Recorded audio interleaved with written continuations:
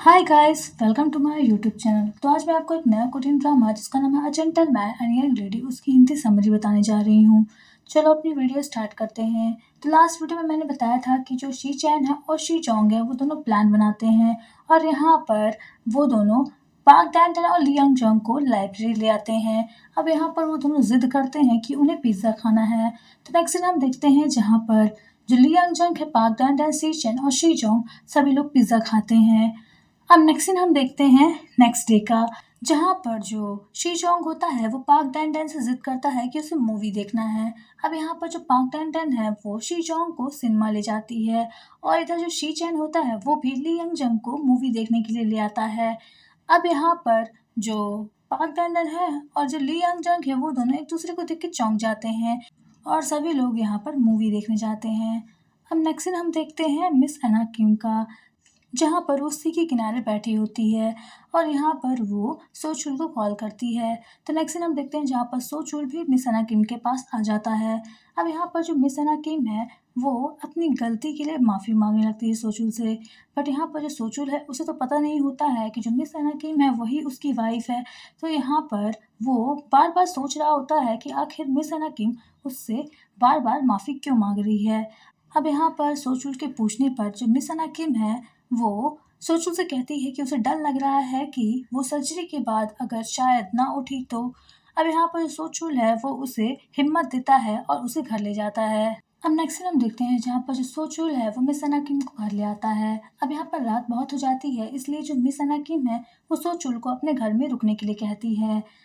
Next scene हम देखते हैं यूनसेल का, जहाँ पर वो सुबह उठती है और यहाँ पर वो सोचुल को घर में नहीं पाती है।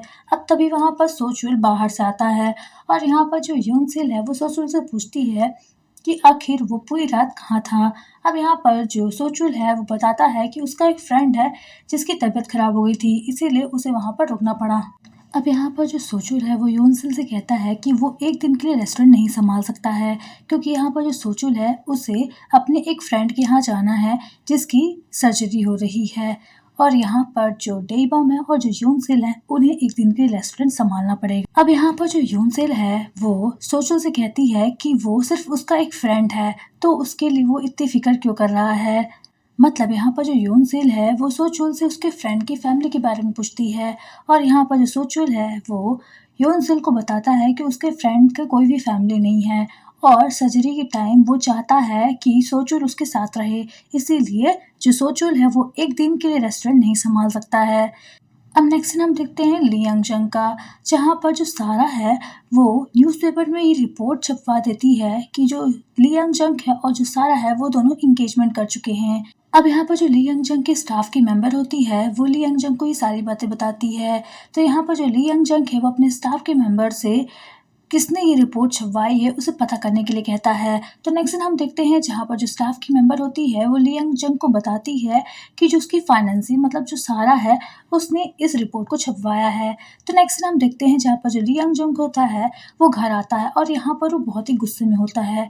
इधर जो सारा होती है वो वैंग दाई रैन के साथ बैठी होती है और इधर जो घर के सभी मेंबर होते हैं उन्हें भी पता चल जाता है कि न्यूज़पेपर में ली यंग जंग और सारा की एंगेजमेंट की बात छपी है। अब यहाँ पर जो सारा है वो वैंग डाइरैन को बताती है कि उसी ने इस एंगेजमेंट की बात को न्यूज़पेपर में छपवाया है। अब यहाँ पर जो ली यंग जंग है वो तुरंत घर आते ही यून सिल से सारा को अपने ऑफिस में बुलाता है।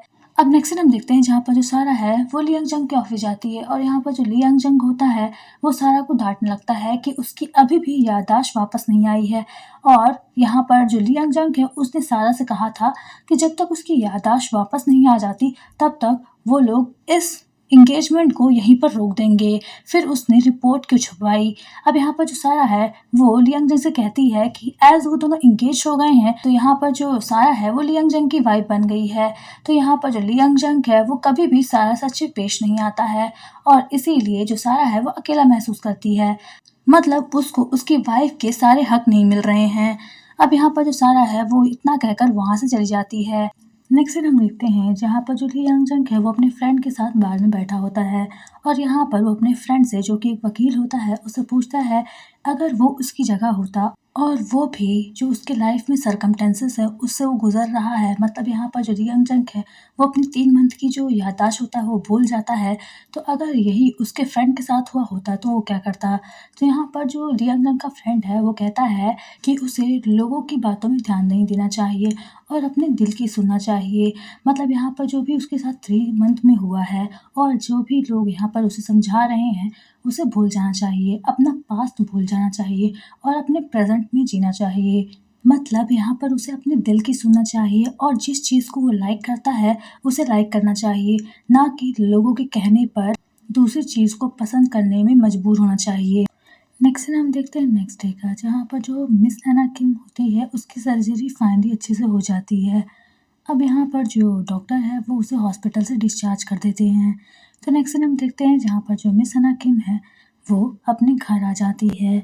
अब नेक्स्ट सीन हम देखते हैं ली यंग जंग का, जहाँ पर वो अपने ऑफिस में बैठा होता है और जैसा कि उसके फ्रेंड ने उसे समझाया होता है तो यहाँ पर जो ली यंग जंग है वो अपने दिल की बात मानने लगता है। अब यहाँ पर वो पाक डैन डैन को कॉल करके लंच के लिए इनवाइट करता है। अब इधर जो पाक डैन डैन होती है वो मिस एना किम को मना कर देती है कि वो उसके साथ अमेरिका नहीं जाएगी। तो यहाँ पर नेक्स्ट सीन हम देखते हैं जहाँ पर जो मिस एना किम होती है वो ली यंग जंग के ऑफिस आती है और यहाँ पर वो ली यंग जंग से पाक डैन डैन को अमेरिका जाने के लिए मनाने के लिए कहती है। तो नेक्स्ट सीन हम देखते हैं जहाँ पर जो पाक डैन डैन है वो बहुत अच्छी ड्रेस पहनकर ली यंग जंग के साथ लंच में जाने के लिए तैयार हो जाती है। बट यहाँ पर जो ली यंग जंग है वो लंच में जाने से मना कर देता है और यहाँ पर वो पाक डैन डैन से कहता है कि अभी उसकी जो उम्र है वो अपने करियर में ध्यान देने के लिए है। मतलब यहाँ पर वो पाक डैन डैन को अमेरिका जाने के लिए कहता है। बट यहाँ पर जो पाक डैन डैन है वो ली यंग जंग से मना कर देती है और कहती है कि वो उसके बच्चों के साथ उसके साथ रहना पसंद करेगी।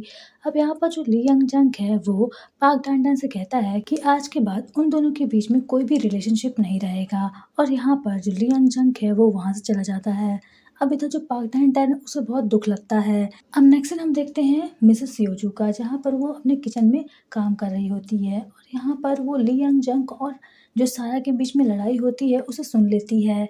अब यहाँ पर तभी पाक डैन डैन आ जाती है और यहाँ पर जो मिसेस योजू है वो पाक डैन डैन को बताती है कि जो सारा है और जो ली यांग जंग है शायद उनके बीच में कुछ भी नहीं है।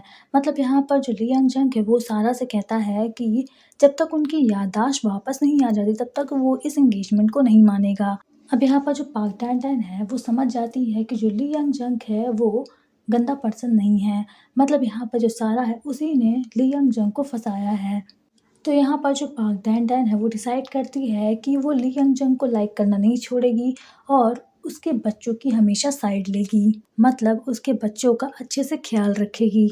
अब नेक्स्ट सीन हम देखते हैं सोचुल का और मिस अना किम का, जहाँ पर जो मिस अना किम है और जो सोचुल है वो दोनों मॉर्निंग वॉक कर रहे होते हैं और यहाँ पर जो मिस अना किम है वो वहीं पर उसके जो पैर होते हैं लड़खड़ा जाते हैं और वो गिरने वाली होती है।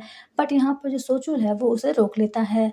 अब यहाँ पर हमें पता चलता है कि जो मिस अना किम है वो ये सब जानबूझ के कर रही है, क्योंकि यहाँ पर जो सोचुल जो उसका हस्बैंड होता है, यहाँ पर जो सोचुल है उसे तो पता नहीं होता है कि जो मिस अना किम है वही उसकी फर्स्ट वाइफ है। बट यहाँ पर जो मिस अना किम है वो फिर से सोचुल को अपने हस्बैंड के रूप में पाना चाहती है और इसीलिए यहाँ पर वो अपने मन में कहती है कि वो सोचुल को अपनी साइड करने के लिए कुछ भी कर सकती है।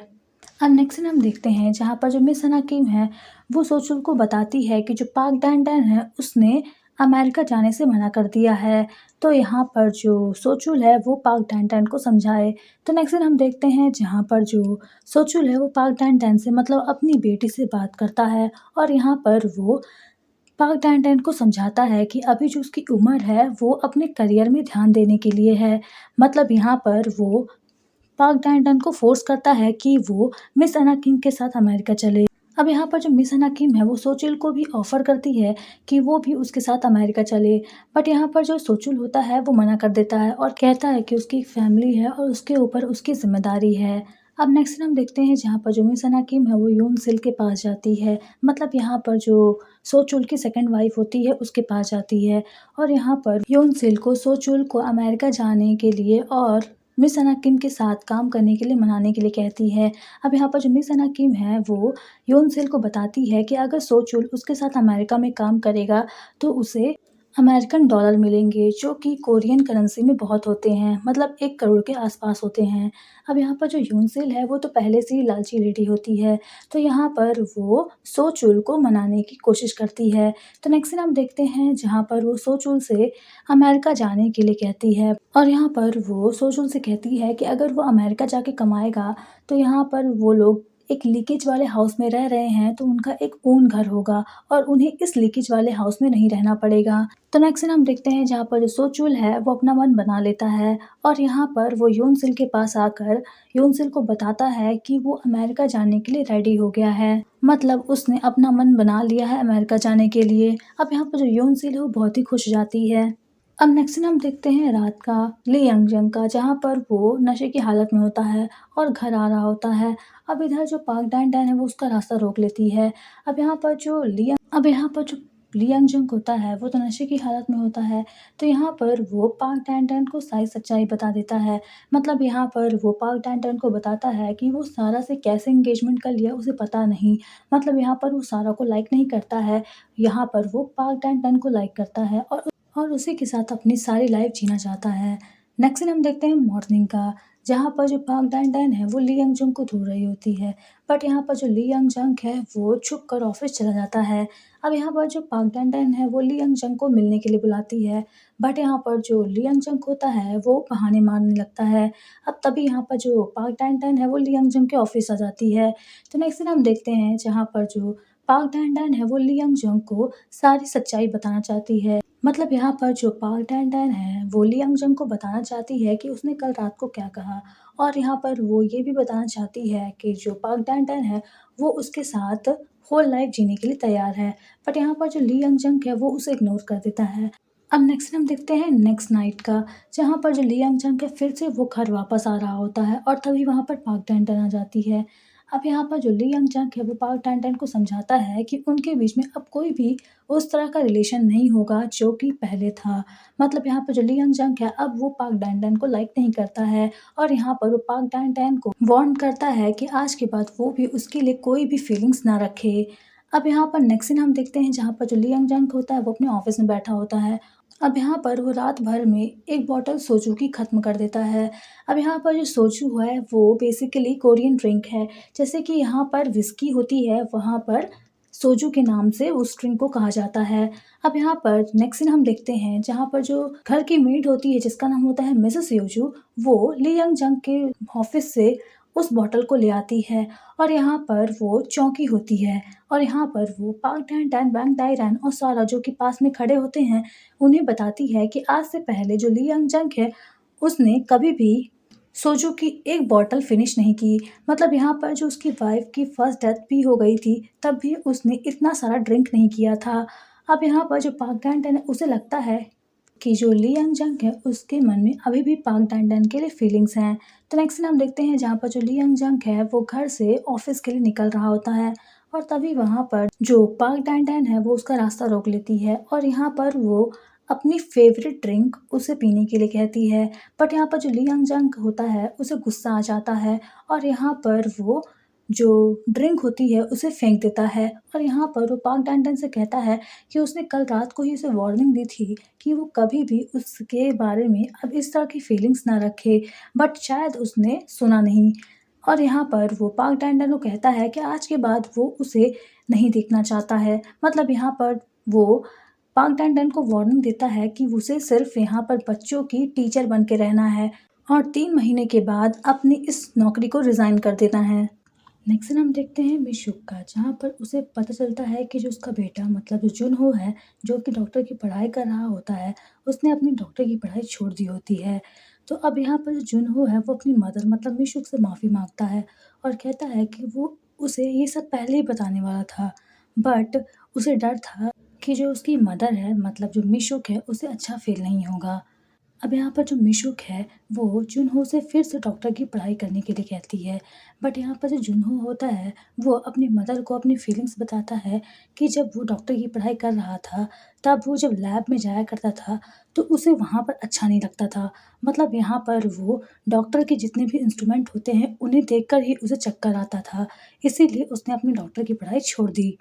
अब यहाँ पर जो मिशुक है वो जुनहो को समझाती है कि जो डॉक्टर की पढ़ाई है वो बहुत बड़ी पढ़ाई है। मतलब यहाँ पर उसकी सोसाइटी में बहुत रिस्पेक्ट होगी अगर वो डॉक्टर बन जाएगा।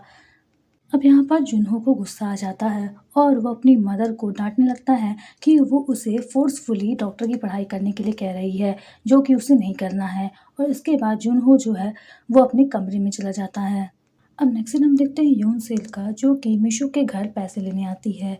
तो बेसिकली यहाँ पर जो मिशुक है वो योन सेल को हर कुछ पैसे योन सेल को दिया करती थी, क्योंकि यहाँ पर जो योन सेल है उसकी जो फैमिली कंडीशन होती है वो बहुत ही ख़राब होती है। तो यहाँ पर जो मिशुक है वो अपने ब्रदर मतलब सोचुल की हेल्प करने के लिए योन सेल को कुछ पैसे दिया करती थी। अब नेक्स्ट सीन हम देखते हैं जुनहो का, जहाँ पर वो सुबह-सुबह मिशुक के पास मतलब अपनी मदर के पास आता है और यहाँ पर वो अपनी मदर से माफ़ी माँगता है और उसे राइमन बनाने के लिए कहता है। बट यहाँ पर जो मिशुक है वो गुस्से में होती है और यहाँ पर वो जुनहो को खुद ही राइमन बनाने के लिए कहती है। अब यहाँ पर जो जुनहो है वो अपनी मदर के लिए डॉक्टर की पढ़ाई करने के लिए तैयार हो जाता है।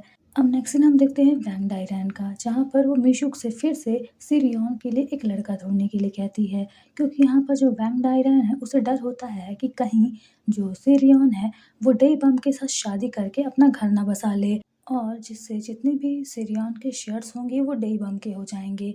और यहाँ पर जो वैंग डायरन है वो ऐसा नहीं चाहती है। तो नेक्स्ट हम देखते हैं जहाँ पर वो मिशुक के घर जाती है और वहाँ पर सिरियॉन के लिए लड़का ढूँढने के लिए कहती है। तो यहाँ पर जो मिशुक है वो सिरियॉन के लिए एक लड़का ढूँढ भी लेती है।